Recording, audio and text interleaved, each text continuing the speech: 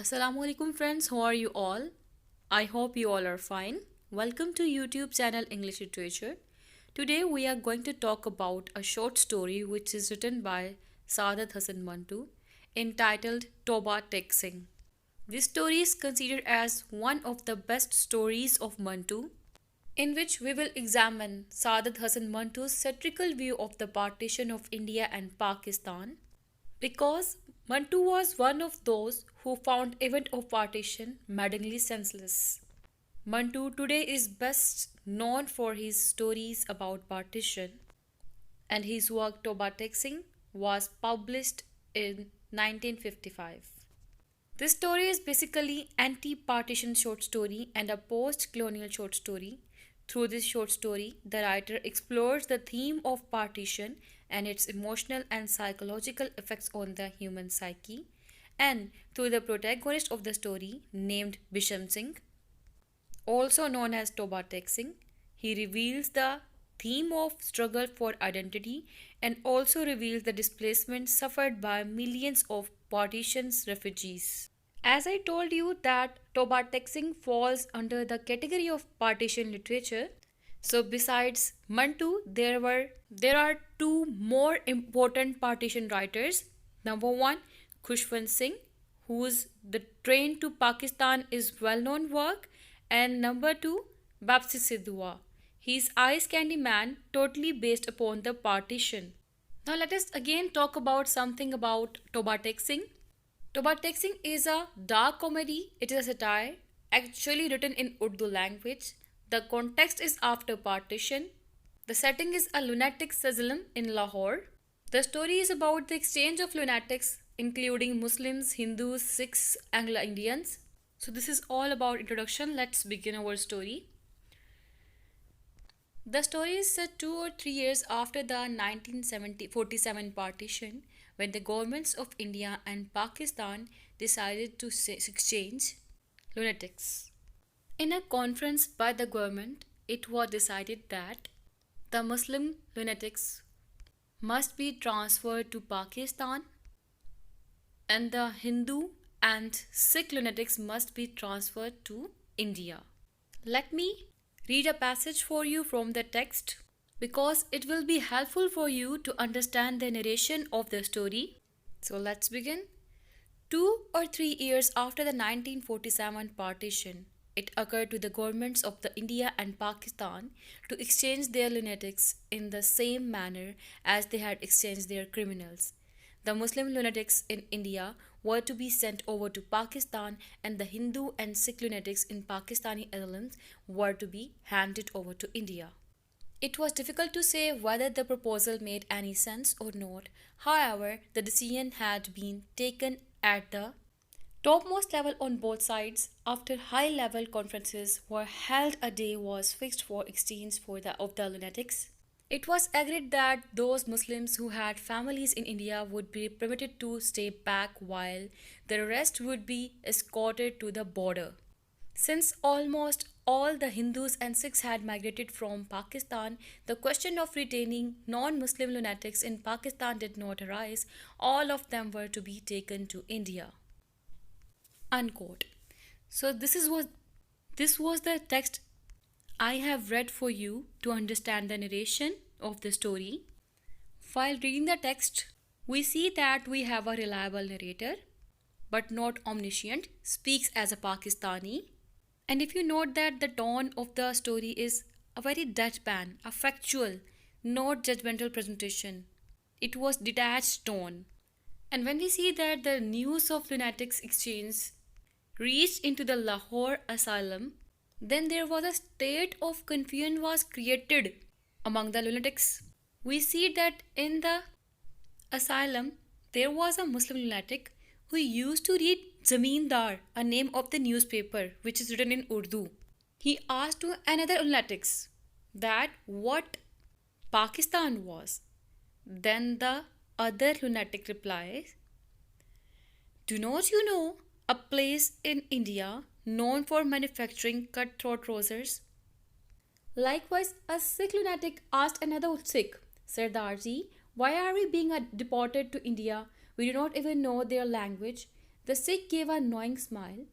But I know the language of Hindu stories, he replied. These bloody Indians, the way they strut about. In both statement, the writer is basically criticizing the people of India and Pakistan. Here in the story, we are going to see madness as a metaphor, the asylum as a mirror of the world outside. Because here in this story, writer wants to show that the people who are talking about partitions are actually mad, and the world where the partition is taking place is like a asylum, like a mental hospital. So here in this statement, the writer is basically making a stir on Muslim and Hindu and their religious beliefs, as well as their political vision.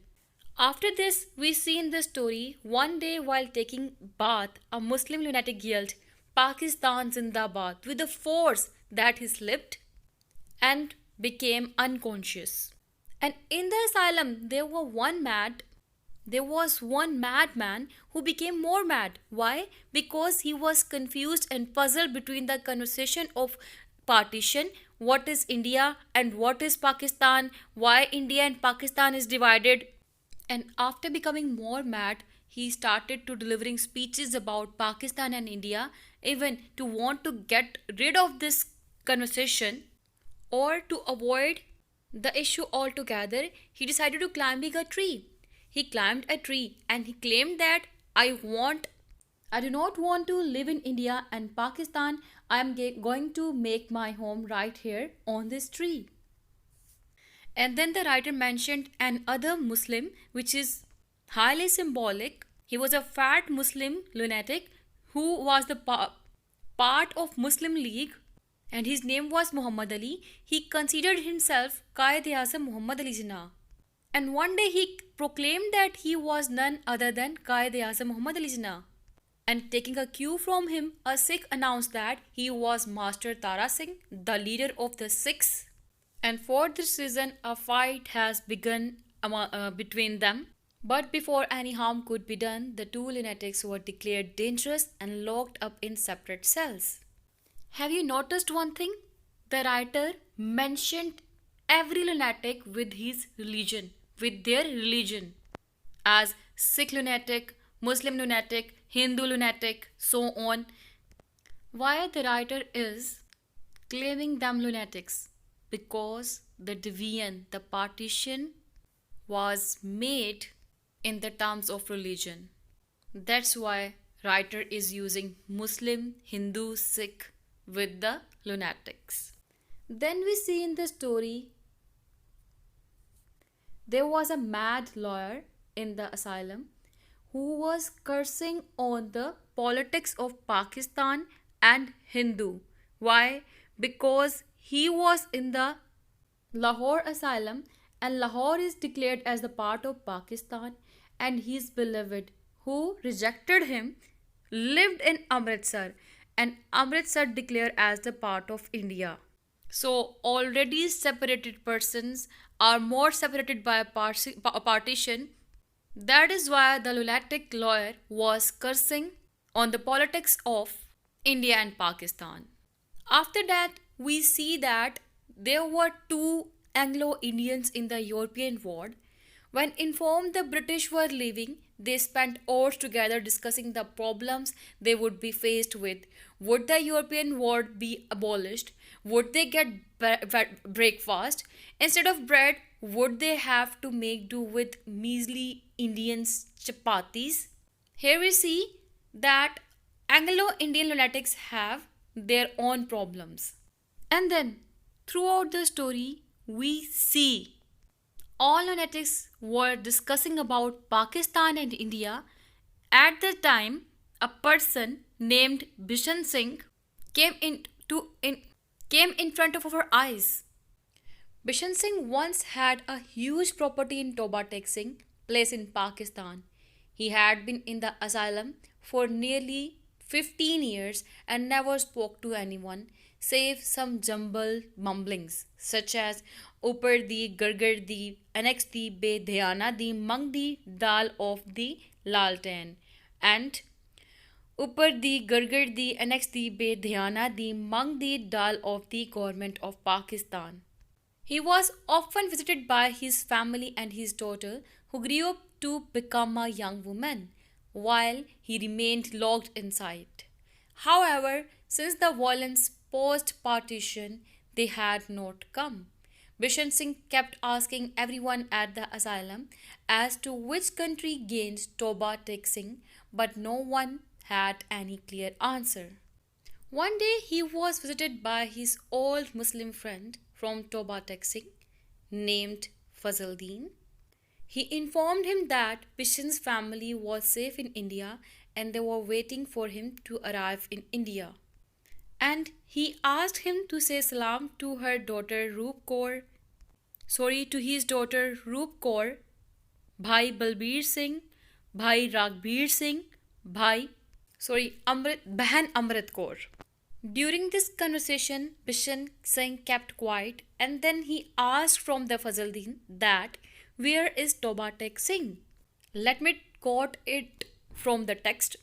Bishan Singh took the gifts from the Fazaldeen and handed it to the guard. Where is Toba Tek Singh? He asked. Where? Why? It is where it has always been. In India or Pakistan? In India. No, in Pakistan. Without saying any word, Bishan Singh walked away, muttering, Upar di gargar di, annex di, bedhyana di, mang di, doll of the Pakistan and India, durfitemu. After that, the day of exchange came and the patients were taken to the borders. There were a lots of clamor and noise when it came to Bishan Singh's turn, popularly called as Toba Tek Singh. He asked to the official, where's Toba Tek Singh? In India or Pakistan? The officer laughed loudly and said, in Pakistan, of course. Hearing this, he did not move beyond the buffer zone between the two borders. No guard could push him, and seeing his desperation, they let him free for a little while and moved to other patients. However, the man's legs soon gave way and he fell to the ground. At that moment, the narrator realized that Toba Tek Singh, place and person, stood exactly nowhere in between India and Pakistan. And with his death, the story is end. This is the great tragedy which is about separation and search for identity. And definitely, this work is a great political satire. And with the end of the story, a question rises into our mind, that is Bishan Singh insane or sane? So I hope this story will be helpful to you. Thank you so much for watching this video. Take care and Allah Hafiz.